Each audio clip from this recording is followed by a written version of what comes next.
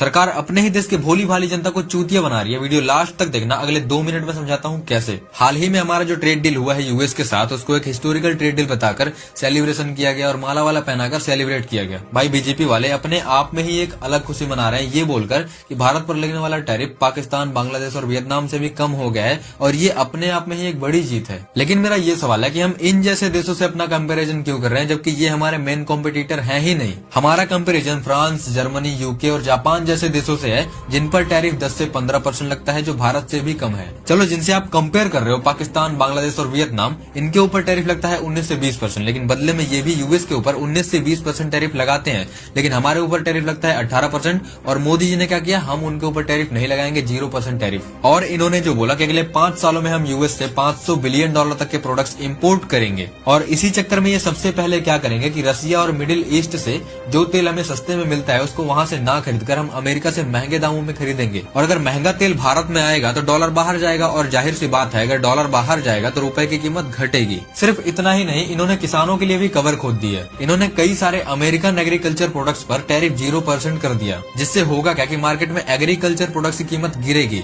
और किसान की लागत उतनी ही रहेगी। उन्हें ना चाहते हुए भी कम दामों में अपने सामान को बेचना होगा। एक तरफ मोदी जी बात करते हैं किसानों की आय दुगनी करने की, वहीं दूसरी तरफ ये इनके लिए ही कवर खोद देते हैं। भाई मोदी जी की हालत इतनी खराब है कि कोई भी अगर इन्हें कुछ भी बोल देता है। अभी हाल ही में ट्रंप ने कहा है कि मैं जब चाहूँ मोदी जी का पॉलिटिकल करियर खत्म कर सकता हूँ, लेकिन मैं ऐसा नहीं करना चाहता। और अभी कुछ दिन पहले जिनका आप इतना स्वागत कर रहे थे, पुतिन, उसने भी बोल दिया कि अगर मोदी जी की औकात हो तो वो हमसे ऑयल लेना बंद कर दें, क्योंकि अगर वो ऐसा करते हैं तो भारत को 65 से 70 हजार करोड़ का नुकसान होगा। अब मुझे एक चीज समझ में नहीं आ रही है, जब हमें रसिया से ऑयल सस्ता मिल रहा है तो हम भाई यूएस से क्यों खरीदे महंगे दामों में। और ये ट्रेड डील भी कब होता है, जैसे ही एप्स्टीन फाइल रिलीज होता है उसके बाद इनका ट्रेड डील पक्का हो जाता है और ट्रंप ने जो जो बोला ये मान भी लेते हैं। अब ये सब सिर्फ कोइंसिडेंस है या फिर सच में दाल में कुछ काला है। अब ये सब सवाल मीडिया वाले पूछने की हिम्मत तक नहीं करते हैं, हम वो हिम्मत करते हैं। तो आप सपोर्ट दिखाने के लिए फॉलो कर सकते हैं। जय हिंद, जय भारत दोस्तों।